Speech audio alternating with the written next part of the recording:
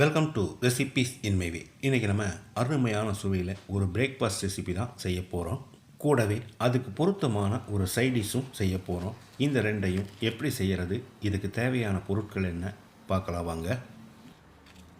1.5 cup அளவுக்கு புழுங்கல் அரிசியை 4 மணி நேரம் ஊற வச்சு எடுத்து வச்சுருக்கேன். அரிசியோட அளவு 300 கிராம். மிக்சி ஜாரில் 1 கப் அளவுக்கு துருவின தேங்காய், ஒரு 12 சின்ன வெங்காயம், 1 டீஸ்பூன் சோம்பு, தண்ணி சேர்க்காம அரைச்சி எடுத்து வச்சுருக்கேன். அரைக்கும் போது ரொம்ப பேஸ்ட்டாகவும் அரைக்கக்கூடாது, இந்த மாதிரி பக்குவத்தில் இருக்கணும்.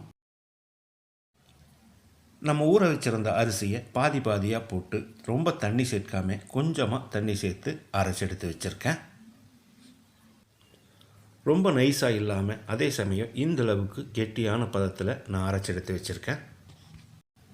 நம்ம அரைச்சி இந்த மாவை ஒரு பவுலில் போட்டு வச்சுருக்கேன். இதில் நம்ம ஏற்கனவே வெங்காயத்தையும் தேங்காயையும் பெருஞ்சீரகத்தையும் அரைச்சிருந்தோம், அதை போட்டு கலந்துடலாம்.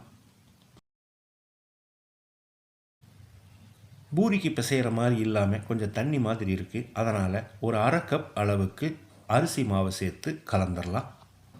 1/2 கப் தான் சேர்க்கணுங்கிறது இல்லை, கூட குறைய தேவையான அளவுக்கு சேர்த்துக்கோங்க. இதுக்கு தேவையான அளவு உப்பு சேர்த்துக்கலாம். நான் 1 டீஸ்பூன் உப்பு சேர்க்கிறேன், இது சரியாக இருக்கும். ரொம்ப டைட்டாகவும் இல்லாமல் லூஸாகவும் இல்லாமல் இந்த பக்குவத்தில் இருக்கணும்.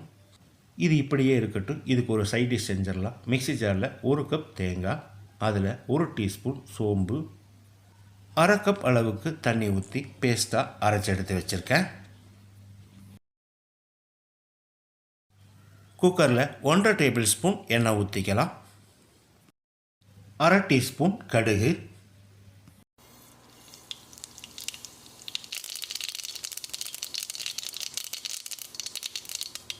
மீடியம் சைஸில் 2 பெரிய வெங்காயம் நீல வாக்கில் நறுக்கினது, ஒரு கொத்து கறிவேப்பிலை,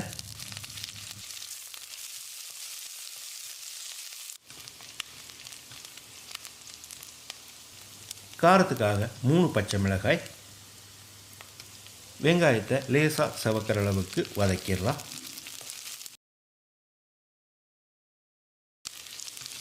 வெங்காயம் இந்த அளவுக்கு வதங்கினது போதும். 100 கிராம் அளவுக்கு 2 தக்காளியை நறுக்கி வச்சுருக்கேன், இதை போட்டுடலாம். 1 டீஸ்பூன் உப்பையும் சேர்த்து தக்காளியை வதக்கிடலாம். தக்காளி மசிகிற அளவுக்கு வதங்க வேண்டியதில்லை. தக்காளி இந்த அளவுக்கு வதங்கினது போதும். இதில் 1/2 டீஸ்பூன் மஞ்சள் தூள், 2 டீஸ்பூன் மல்லித்தூள், ஒரு 10 செகண்ட் இதை பிரட்டி விட்டுறலாம். 200 கிராம் அளவுக்கு 2 உருளைக்கிழங்கு சின்ன துண்டுகளாக நறுக்கி வச்சுருக்கேன், இதை போட்டுடலாம். ஒரு கேரட்டையும் சின்ன துண்டுகளாக நறுக்கி வச்சுருக்கேன், இதை போட்டு ஒரு 10-15 செகண்ட் பிரட்டி விட்டுடலாம். தேங்காயையும் சோம்பையும் அரைச்சி வச்சுருந்தோம், இதை ஊற்றி கூடவே ஒரு 1.5 கப் அளவுக்கு தண்ணியும் சேர்த்துக்கலாம். தண்ணி இந்த அளவுக்கு போதும், ரொம்ப சேர்க்க வேண்டாம்.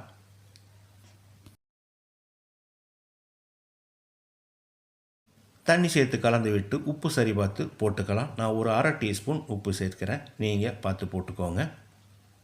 குக்கரை மூடி 2 விசில் விட்டு எடுத்துக்கலாம்.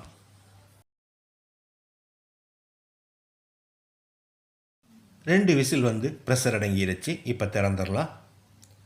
ரொம்ப சுலபமாக அருமையான சுவையில் நம்மளோட உருளைக்கிழங்கு குருமா ரெடி ஆயிடுச்சு.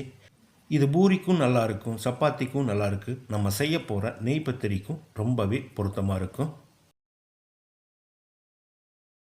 நம்ம பிசைஞ்சு வச்சுருந்த மாவில் ஒரு எலுமிச்சை அளவுக்கு எடுத்துக்கலாம்.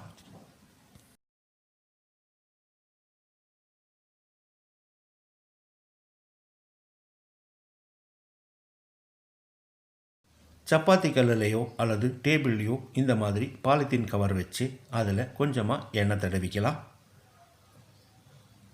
நம்ம உருண்டை பண்ணி வச்சுருந்த மாவை அதில் வச்சு லேசாக அழுத்தி விடணும். இது மேலே பேப்பரை மூடி லேசாக அழுத்தி பரப்பி விடணும்.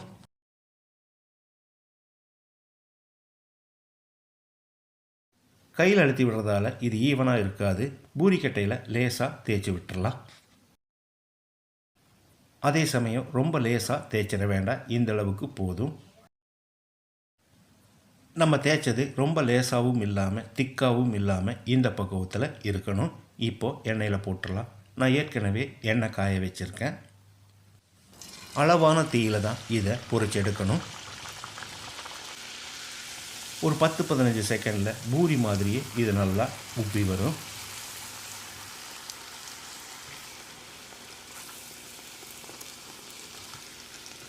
ரெண்டு பக்கமும் லேசாக செவந்து வர்ற அளவுக்கு இதை பிரட்டி விடணும்.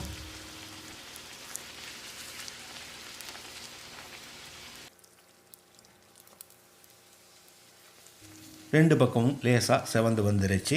இப்போ இதை எடுத்துடலாம்.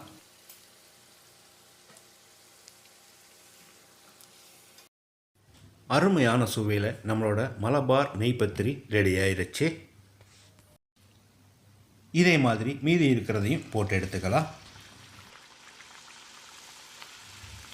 இந்த நெய் பத்திரியை நம்ம செஞ்சுருக்கிற குருமாவோடு சேர்த்து சாப்பிடும்போது ரொம்பவே பிரமாதமாக இருக்கும். இதே மாதிரி இதே அளவுகளோடு நீங்களும் செய்து பாருங்கள். இந்த வீடியோ பிடிச்சிருந்தா லைக் பண்ணுங்கள், கமெண்ட் பண்ணுங்கள், ஷேர் பண்ணுங்கள். சப்ஸ்கிரைப் பண்ணாதவங்க சப்ஸ்கிரைப் பண்ணுங்கள். மறக்காமல் பெல் பட்டனை கிளிக் பண்ணுங்கள்.